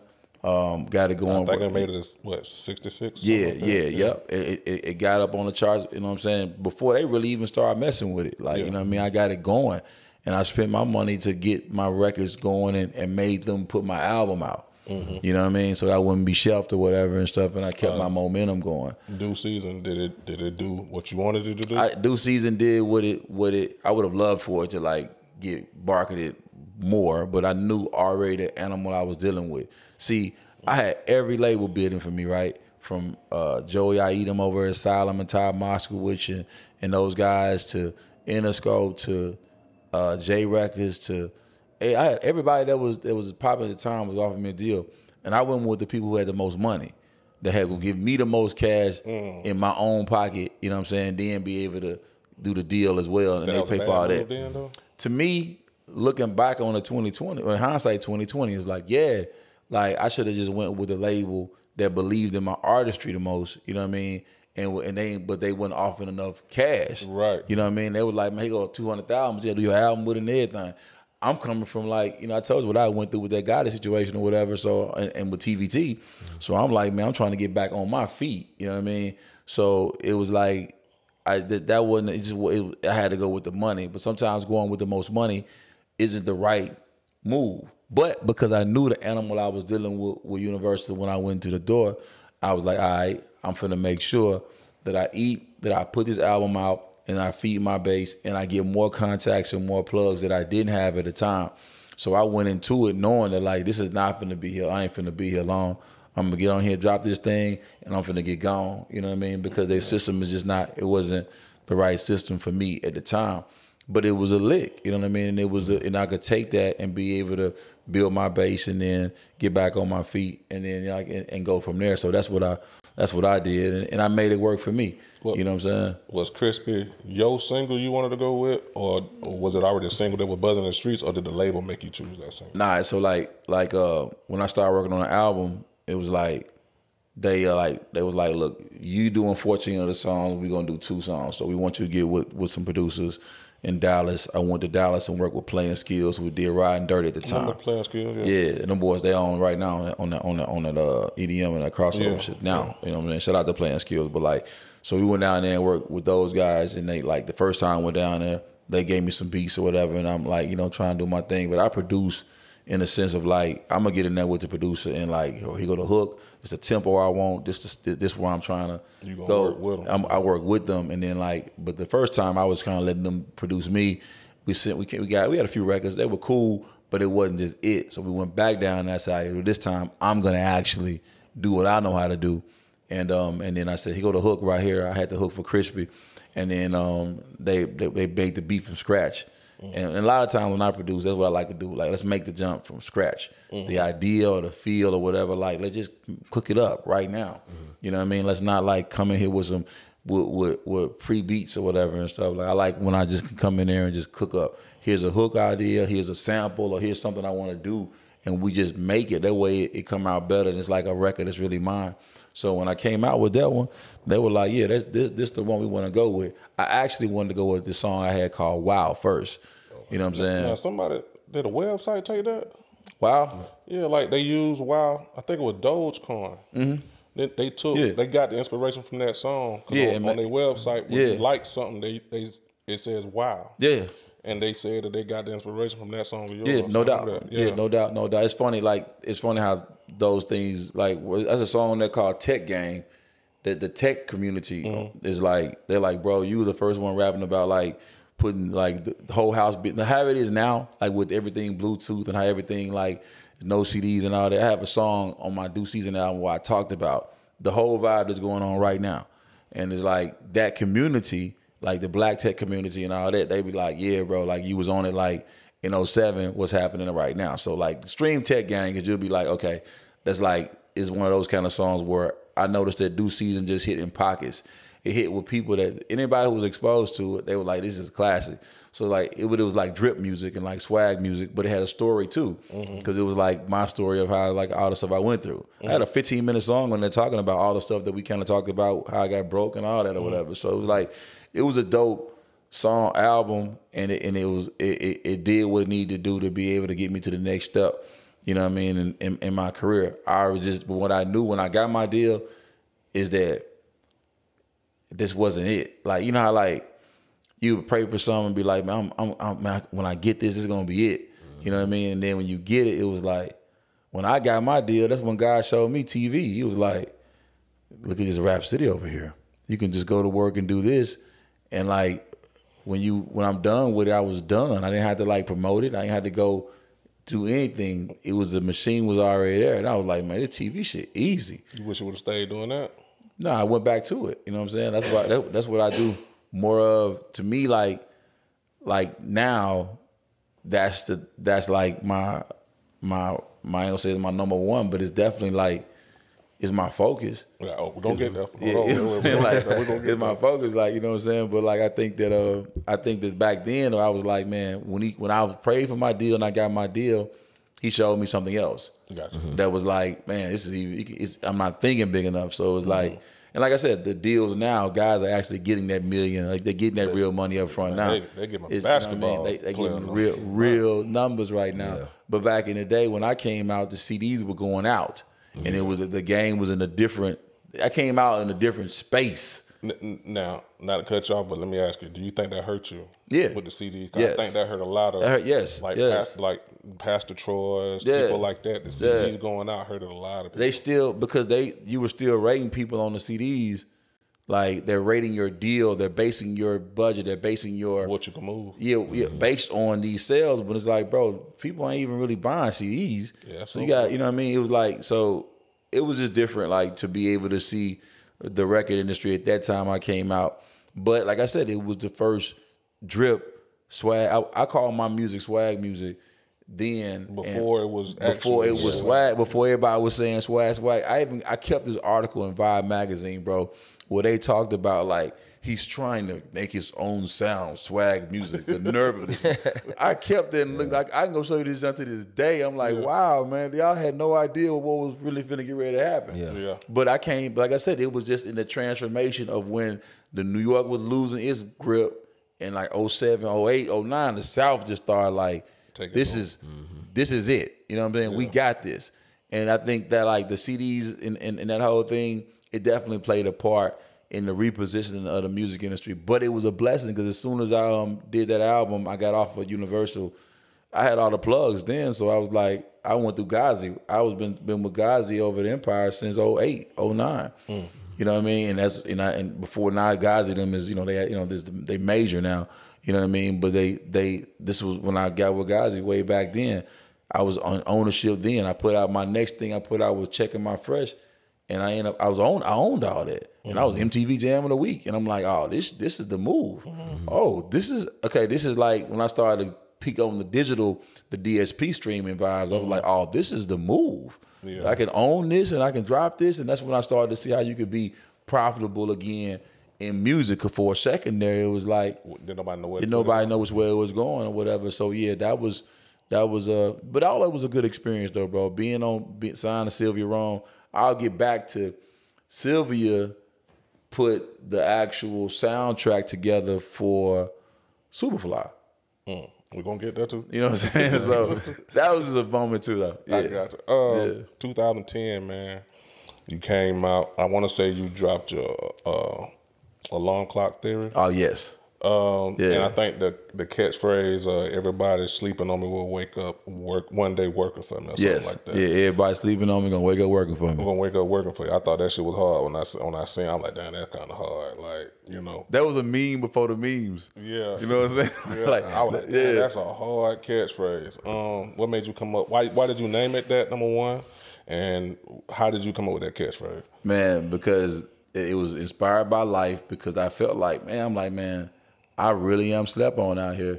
You know what I mean? I just to the point where I was like, man, these folks is.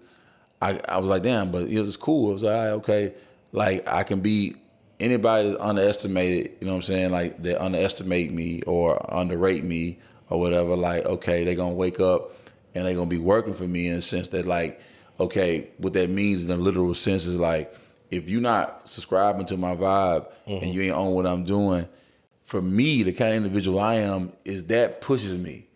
Like you working for me in a sense that, like, okay, when you negative or you sleep on me, that works because it makes me go harder. That makes me like, okay, all right, cool. They not vibing. When they watch it, well, they watch this. You know what I'm saying? Or like you know what I mean? And then then the other part of it was like people then started working for me in the sense that, like, were literally working for me. Like, you know what I'm saying? Like when it's like some people just didn't get it, and then when they caught on to it, like, you know, I could like, oh, you know what's cool, bro? I'm gonna hire you to do this for me or do that for me or whatever. Like, you know what I mean? Like, that's the kind of individual I am. I seen Diddy do that. You know what I'm saying? When Andre Harrell fired Diddy, rest in peace, Andre Harrell. But then Diddy came back and hired that man. Yeah. You know what I mean? For other stuff or whatever. Like, so it's like, I was like, okay, like, it's cool. I just know that I've always been, sometimes when people say that you're ahead of your time, sometimes that shit is not cool because that means you not gonna probably reap the full benefit of the wave you start. Somebody else gonna come through, they gonna catch it and go and turn our way up. Yep. But niggas gonna know, like, bro, you was like the first person doing this and doing that or whatever and stuff. But it's like, all right, cool. So yeah, that was just that euphemism is one of them things that it stuck with me. And then I don't know, man, like it seemed like ever since I said that one or whatever, like it seemed like they all would just keep coming to me, like just the words. People in a word to say, if they kept my word, they keep your word. So I'm like, all right, you know what? I'm gonna just be speaking what I feel and eat what I kill. I'm gonna just like say what I mean and just like and get out here and do my thing. I ain't gonna succumb to nobody else's wave. I'm not gonna be somebody I'm not. I'm gonna just be myself and just keep pushing forward with it or whatever. And I feel like by the time they wake up, anybody snooze on me, they gonna lose on me. You know what I mean? That's what the whole alarm clock theory was, because it's like, you know, when that alarm clock go off now, you got two choices you can make. You can get up or lay down. Get to it, or you can lay down. But you lay down, you're gonna be late. You know what I'm saying? For it or whatever, like, you know what I mean? And by that time, you'll be too late. And it's like, that's what I kind of feel like. It's like, you know, I think that I still, that to this day, I just feel like that. I tell my kids that, like, you know what I'm saying, bro, somebody don't worry about it. Everybody might not be on you at first. You know what I mean? Catch up. But they'll catch up with you. And then when they do catch up with you, whatever, like, you can't be upset that they didn't catch the wave. Because, like, sometimes some people are meant to come in and lead, you know what I mean, and spark and inspire and get people to flow with it. You got to realize that some of the blessings, the things you're working on, your kids may finish. My kids may finish. You know, everything we do ain't meant for us to receive this whole, like, fanfare for. Some things are just about, like, you pushing it forward and setting it off for somebody else. And you got to be okay with that. You know what I'm saying? Like, you got to be okay internally with that. Now, you don't want nobody come and take nothing from you. You know what I mean? Or whatever. Or, you know, and I see a lot of artists have done, like, you know, I see a lot of people, a lot of artists, you know, art imitates life. Art inspires artists. So a lot of times you push other artists by, they listen to you and they like, man, you know what I mean? But I think it's dope. Like, when I see Future, I got it on my gram. You can like go see it. Future be like, when he see me, he like, bro, you the GOAT, bro. You like, bro, you like, I've had to step my fresh up messing with you. Like, you know what I'm saying? Like, somebody that see you and tell you that, like, face to face like that, and like don't have that make you feel like, damn, that's dope. You know what I'm saying? Like, that, you know, you inspire somebody else. You know what I mean? Especially somebody like him. Somebody who killing it like that or whatever. So I think, like, that's dope. But I always feel like I said, if you ain't growing, you dying. So I'm like, that's whatever I was and whatever I was doing then. Like, don't sleep, because it's like I'm still like growing, you know what I mean? So, and evolving, you know what I mean? And I ain't scared. Everybody had a time. It just, when your time come, you just got to make the best of it and do what you got to do. Exactly. Like, you can't, you know what I mean? So that's what I was trying to do with all my situations. I just try to like, I felt like it was a W for me from where I came from, because like I just explained to you, I'm like, bro, when you said start from the beginning, I'm like, bro, in 03, 04, I got broke for a minute. Right. Yeah. So to be able to like get back up, get my own deal after losing all my artists and all that or whatever, and having that first deal go wrong the wrong way, and to hop back up, it was already I feel like I was already a W for me. You know what I'm saying? Just personally from where I came from. So it's like, you know, how you rate success and how I rate it, or how someone else rates your success is different. I think financial freedom is not having a house note or a car note or whatever, and being able to be free to be able to move how you want to move, and being debt free. You know what I'm saying? Like that. But then some people might think, you know, having, you know, the new coloring and all the cars and having everything like that may be dope for them. But a lot of time, the folks who have all that stuff own them. They don't own it. Success is perspective. It is perspective. It's perspective. It is perspective. So I kind of like just kind of put myself in that perspective. Like, you know what I mean? I do for the cause what God telling me to go do. What He telling me to do right now. Like, okay, if that happened next season I'll be on something else. You know what I'm saying? Yeah. Like, you know, you just gotta have you can't get stuck. You know what I mean? You just can't get stuck in whatever you was. I see so many people try to do that. They try to like still be like what you was in that song or what you was in that time period or that way, bro. You gotta evolve. Yeah, you gotta grow. You know what I'm saying? Don't be scared to evolve. Let's get into this television and film, man. Yeah. Let's talk about Superfly first. Yeah. You was big man in that movie. Yeah. How the hell did you get that role? Man, listen. All right, so the acting thing, I caught the acting bug. I told you back in 06. When my mom and my dad passed of cancer 2012 and 2013, they both was telling me, they both would be like, look, man, you need to do film and TV, man. Music is cool. But my dad used, man, you need to go on TV, man. What's it like? You need to be acting, like, you know what I'm saying? So when they passed away, I said, you know what? I'm going to go and take it serious. I took acting classes from Terry Vaughn and started learning how to do it. I got my first role booked through her, you know what I'm saying, through her acting classes. So it's like, I caught the bug right then. You talking about 2014 or whatever. So I'm going out, got an agent, and I'm going out for shit, right? Man, I got so many no's from 2014. I'm like, man, from 14, my first booking I got was in 2016, 17, I think, with Atlanta. I played in Atlanta with Donald Glover. Season 2 of Atlanta, episode 203. It's called Moneybag Shorty. Go back and stream it. I do a funny scene with Donald Glover. You know what I'm saying? And it says season 2 of Atlanta, episode 203, third episode. That was my first yes. But I went through 1,000 no's to get to one yes. But I always think no is next opportunity. That's what I think no is. Like, so it's like I was learning, going out for everything, but just getting no's. So I was like, all right. And then my brother, this is kind of a sad story, but then it's also like a good story. So it's like, so one day in 2017, it was 2017, my little brother dies in Denver in a car accident. Sorry to hear that. He was in the driver's side, and his friend was driving, fell asleep with the wheel. My brother died on impact. I'm on the phone with the mom of the son that was alive, my brother's friend. Okay. Her son is in jail because of the vehicle homicide, you know what I'm saying? Because he was inebriated, or whatever, and my brother's dead. So when she called me, bro, it was like, all I could hear God say was forgiveness, bro. You got to forgive. You know what I'm saying? So I'm like, that was his partner. Could have happened to, it could have happened to him. He could have been driving, whatever. It just, it was a freak accident. Right. I said, man, my family forgive you. You know what I'm saying? And like, so when I said that, right, I'm hanging up the phone and I'm talking to my wife. I'm like, yo, I just had probably one of the hardest calls I've had in my life. Because I'm like, as a parent, I'm thinking about how a parent felt if my son had did something like that. I'm like, you know what I mean? I'm thinking that. And I'm not thinking about just the loss of my little brother. So I'm telling my wife about it. When I'm telling my wife about this, bro, my agent called. I'm like, man, what's going on? She like, yo, you just booked Atlanta with Donald Glover. My first, yes. Damn. And I'm gonna tell you, my little brother was, his man was smart. First one to graduate from college, super smart. The bro said like, yo, you need to do 2 things you need to do. And he said, coffee with Kinfolk, keep doing it. And he said, bro, you keep going with the acting. He said, I'm telling you, you need to do that. Keep going with it.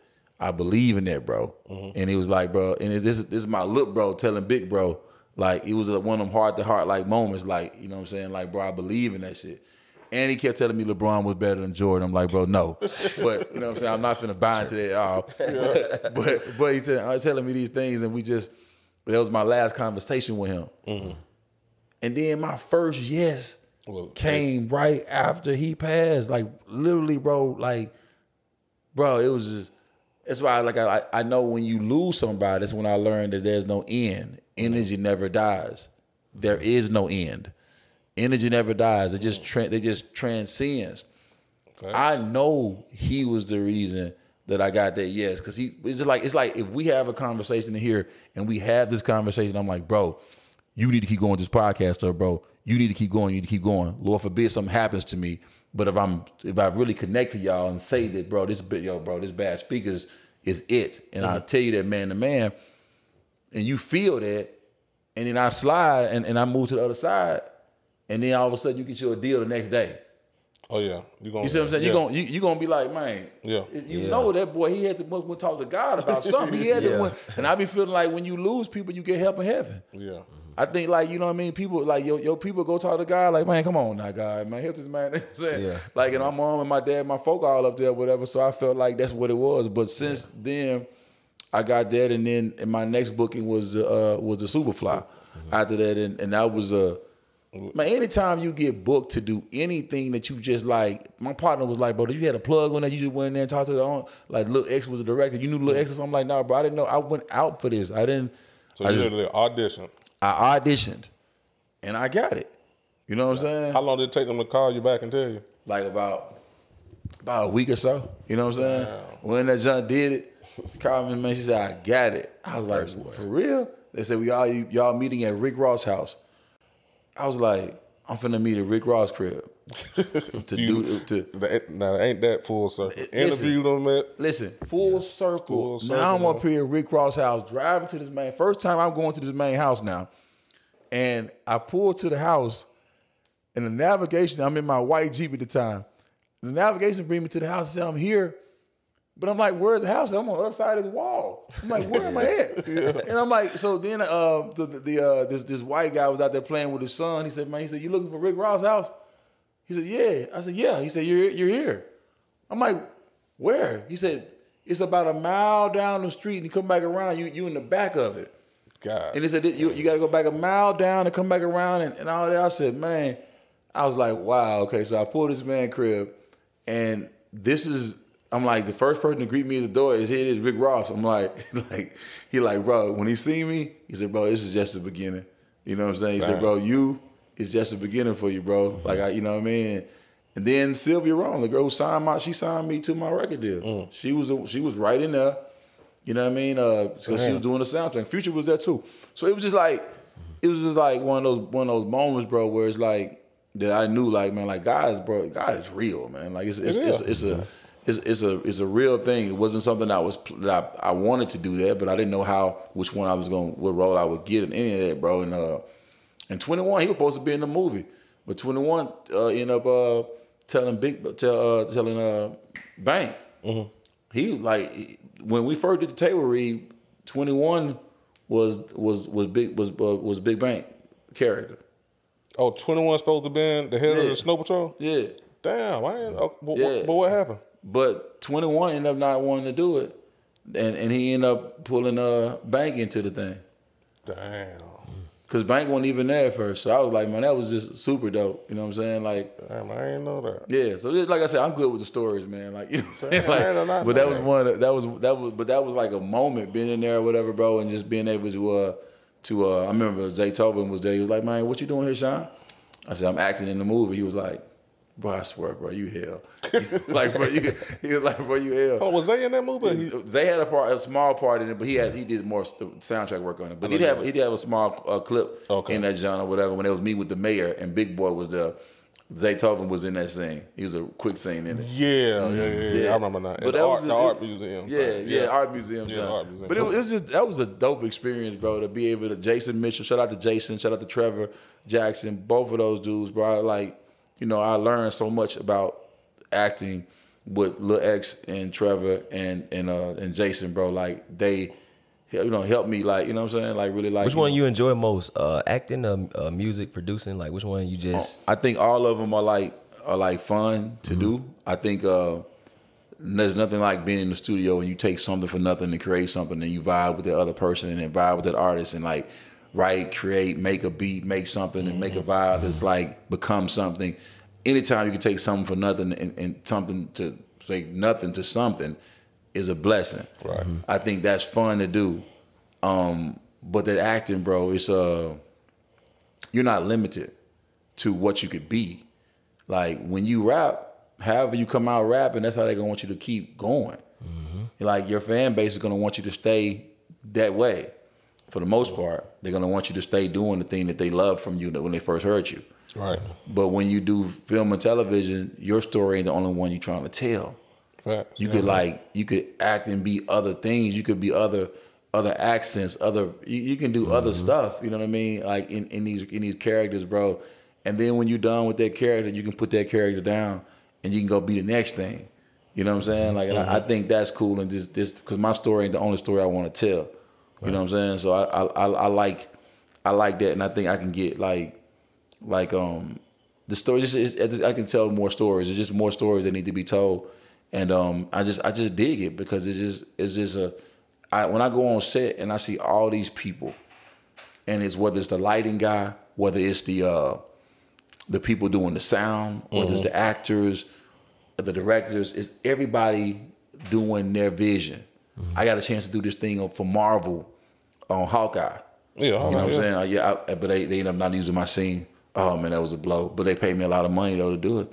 You know what I mean? Oh, you was supposed to be in Hawkeye the series? Yeah, I got paid from that. Like they cut my scene out, whatever, bro. But I was definitely clocked in and definitely got a bag from Marvel and Marvel is They got Marvel money good. I mean, it was like for what I did, I was like, wow, bro, like they would pay a lot of money just for this, like, and then not to even use it. Damn. You know what I mean? Like, you know, it was crazy, still but like, paid. but still got paid. But like, it was but I do love the acting because I'm learning so much about it. Some of the stuff like I'm not with, you know what I'm saying? Like I'm like some of the things I won't act like something that's like that because I was somebody before acting. Certain things I won't do as an actor. Yeah, you know what I'm saying? Because the internet will chop up some stuff, bro, and you know what I mean. And it's not gonna be able to do it. Yeah. I love the rainbow and what they got going on that side, but I just like not for me. I'm not gonna act in things like that because that's not me. You know what I'm saying? And like, and I'm not gonna do that in my kids and all that or whatever. Like, not gonna see me demasculated like that on camera like that. That's me. I feel you. You know what I'm saying? But like, I know other people make those decisions and they do certain things and that's what they do. But I feel like, you know, that's man, that's a you know, you playing with certain things that I don't. It's spiritual. You know, you playing with certain things, man. But you know, it's just like certain actors do have things they don't do. Like a lot of people don't know. Denzel Washington won't kiss white women on camera. He only did it one time in his whole career, and that ain't held him back. So so I feel like that's not gonna hold me back. It's not gonna hold me back for me to be able to stand on what I believe and not do certain things that I get presented as power and no. Now I got told no a lot, so if I get something that I think that's like off to the dang me, I say no, and I ain't got no problem with saying no. But I like that. I just like the experience of all those people working together on set together, bro. Like that energy, bro. But that energy, it be so many people, bro. That energy is so intense because everybody doing what they want to do and they being paid top dollar for it in Atlanta doing it. And so that energy is big. I love that acting, bro. I do, bro. I got a movie coming out. I was just gonna ask you got any other? Okay, yeah. Well, I got a movie coming out called They Clone Tyrone. It's with Jamie Foxx, Kiefer Sutherland, and John Boyega, and the guy who played Will from P Valley, Lil Murder. He played Lil Murder. Yeah. Him, he's in it too. Oh, it's on theaters, Netflix. It's gonna be on Netflix. I think did they just drop the trailer for that? Yeah, they just. I just seen that. Yeah. So I'm in that jump, bro. I got a part in that jump, bro. Like so. And if they keep it, I ain't gonna spoil alert for you. But I got a dope part in it or whatever, bro. So like doing that jump was like, like that was like doing quarantine, like, you know what I'm saying? Where like you had to like go on set, get tested, and then you had to go back to your hotel room and you couldn't come out. Man, I did that for like, and then we shot for like, the film was an $80 million budget. Damn. Bro, we shot. They make them do that every day too. Yeah, I was doing something with a company where we was hauling stuff. Yeah. And every day on set when we went to the trailer, we had to pick up tests and bring it back to the Georgia Tech lab from a whole nother state. And they had to take these tests. I know what you're talking about. Yeah. They take it every day. Imagine taking a COVID test every day, bro. I was taking the COVID crazy. test every day and then go do my job and then come back to the room. I remember Valentine's Day, it was 21. And we shot it all last year. And it's like, I couldn't see my wife, couldn't do none of that, bro. It was like a dope experience because it was different. It was like, damn, I'm shooting a movie during quarantine and you can't see nobody. And I gotta get tested every day. That's rough. And it was like being almost like I was getting paid, so I wasn't being in jail. That's the key. You know what I'm saying? But it was like, bro, it was seriously some big money they was paying, like, bro, like just the days I ain't even work, like, you know what I'm saying, that I just had to be on quarantine. Imagine what LeBron went through. Bro. He was playing basketball in the bubble. I think they was recording Space Jam during that time, if I'm not mistaken. And he couldn't see his family. Do none of that for a minute. None until of they that, won bro. the championship. Yeah, exactly, like none of that, bro. That's That was a real, like, that experience though, bro. Like I experienced it, you know what I'm saying? So that was like super dope. But that movie coming out, it's about cloning black folk, you know what I'm saying? So I'm definitely, that junk coming out. I just did Saints and Sinners with Clifton Powell and Vanessa Bell Calloway. Okay. I played Big Oz in the season 6 of that. So that's it just finished, so you can stream that now. That's on Bounce TV. And I play Big Oz in that joint. So so I'm in that. I'm in Johnson. Johnson is a TV show. They just started season 2 today, as a matter of fact. But season 1, I'm in that. It's Cedric Entertainer and D.L. Hewley executive produced that. I'm in that. I'm in what else I'm in? I'm in Greenleaf, season 4, Greenleaf episode 2. I play a counselor in that one. I play Star on Star. Leon is my character on Star on Fox. I played like 8 episodes in that, and then I got killed. Spoiler alert! But you gotta watch it though. It's still dope, you know what I'm saying? But like, yeah, I'm a voiceover character in Red Dead Redemption 2, the video game. Damn. So like, you know, there's some cool things that I've been able to. That process, bro. Man, that's super cool. That's the best recording ever, bro. When you can like, you go record, right? Let me tell you what you do. So you're recording it, and then they showing you like simulated. Like you get the screen on your head too, so it's like you got the headphones on, and then you see in the screen, and it's like the mic right here, but you see in the screen right here. So it's like, and then this dude's in your ear, the producer of the joint is out there in a booth, so he's like telling you, okay, so this scene is coming up, and you're gonna be getting out the trailer. You know, it's like the country western vibe or whatever and shit. So you're gonna be getting out, and these guys are gonna run up to you. So we need you to improv and go, and they showing your character doing what it's doing, and then you just give it the voice. So you coming up with the lines right there yourself. Yeah. Oh, that's hard. But that shit was so hard, bro. And listen, and you couldn't move either now. Like you behind the man, you listen, it is not like recording an album where you can stop and smoke a joint or something and like, nah, bro. You in front of this joint, bro. They feeding you lines and feeding you and this film stuff, bro. And you in that joint like you ain't moving. Like you right there, line. You know what I mean? Like, and you may be there 4 hours in a row. You know what I'm saying? Like sitting there right there. You know what I mean? Like doing all that, bro. Cause like it's Rockstar Games, so it's like they got my voice for that and another video game they coming out with too. So they like, and I'm sitting there going through that stuff, bro. That shit was so intense, but it was also like dope creatively because it's like they showing you that shit and you coming up with shit and they like that's it, running it back. That's you know what I mean. That shit's super cool, bro. Like Rockstar pay pretty good. Yeah, definitely. I know they make a lot on that game. Oh yeah, definitely. The only thing about it though, you don't get that raw. You don't get that good. Wherever you do the voiceover stuff with them or whatever, you get good up front, but you don't get that royalty like that on that junk. You know what I mean? They pay you that one time. Yeah, you get paid that one time, whatever and stuff. But if you get that royalty, boy, you really be eating up that junk because that junk's swinging out the front. I seen the guy who actually played the black guy on Grand Theft Auto 5. Yeah. And he said he only got paid one time too. Yeah, you get it's just a one time junk or whatever, bro. We ask everybody, man, who do you listen to? Who right now, for the rappers out now, who do you listen to? Like what I'm listening to right now is a lot of old school music. Like I've been listening to like a lot of DOC. You know what I'm saying? I don't even know who DOC is, but the Doc. You know what I'm saying? Like, NWA. Yeah, I like DOC. I like the new artists I listen to.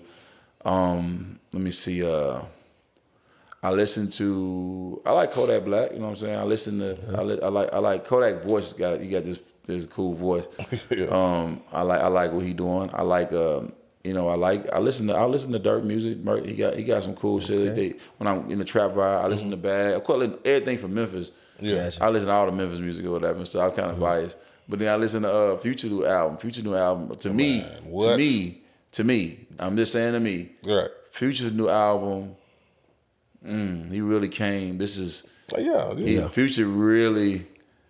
Man, he really came this time, man. Like, you know what I mean? Yeah. Like, he really, I really like what he did with this last album, bro. Like, he really came. He gave me the Future that I like, bro. He really came with it. His album is what I'm on as of late. I'm just trying to the Drake last one that he came out with, not for me. It's an immediately no for me. But I see where he was going with it. You know what I'm saying? And all that. He's going international. Yeah, international vibes or whatever and stuff. It's just that like that wasn't the best. We were talking about full projects or whatever. Yeah. Like, and I think Futures is the last real full project that I'm like, okay, he came with it. I'm vibing as far as on the rap side. Not like my musical palette, bro. I've been listening to a lot of I listen to a lot of older school stuff, old school music because the soul music it's just soul music. You know what I'm saying? But over the last, definitely Future, the last one he just put out. That's what I'm rocking with. I'm not gonna cap you. Yeah, that's the last full project that I really fuck with. Before we get out of here, man, I just want to ask you, what you being from Memphis, man. I want to say earlier this year, maybe last year, the passing of Young Dolph.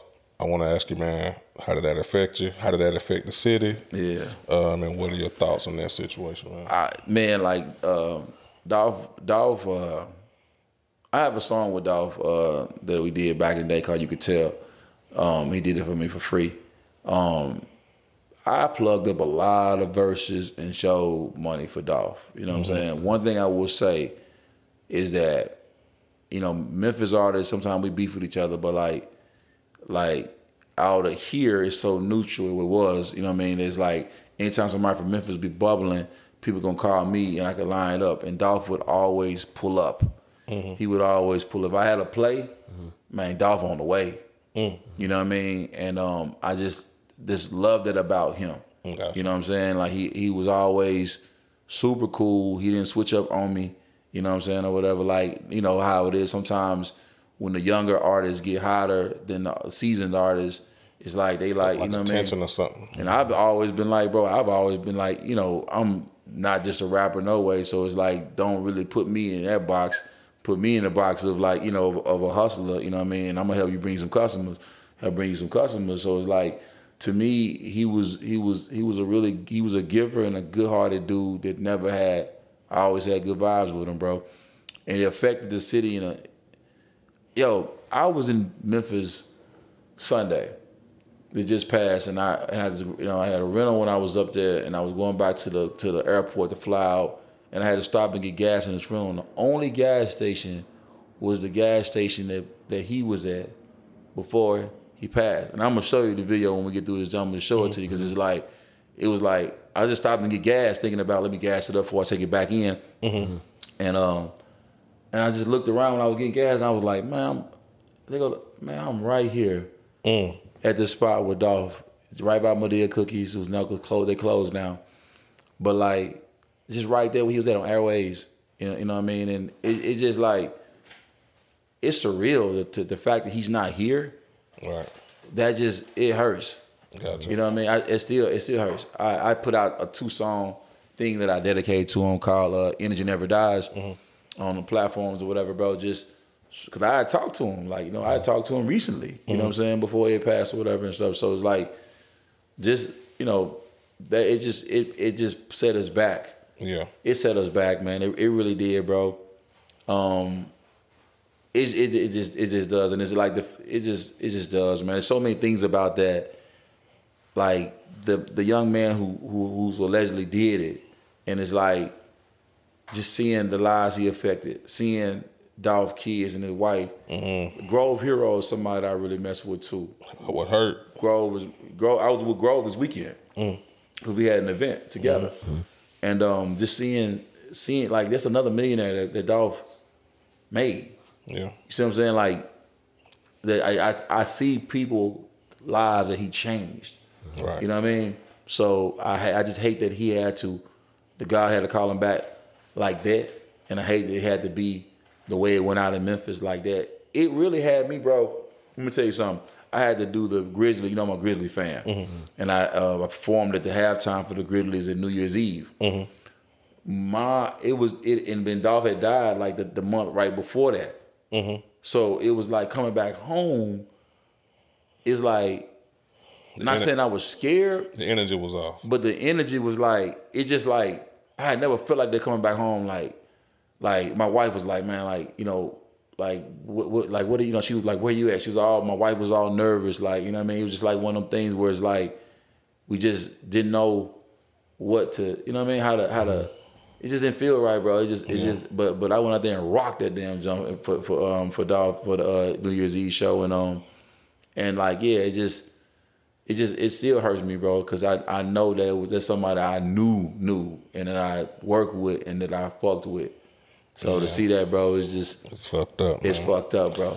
Man, look, man, Kia, Shine, man, we really appreciate you coming through. I appreciate y'all for letting me come today, bro. And Todd, know we went all the way around the board. Yeah, we tried, man. You know like, Memphis legend, man. You know, sir. Man, you gave us enough content, bro, that's gonna last for a minute. Cut a movie shit, man. Yeah. Like we're gonna put all that out. No, I appreciate it, man. That's super dope. I also want to just say this too, man. A lot of people don't know that, but I got a nonprofit for autism.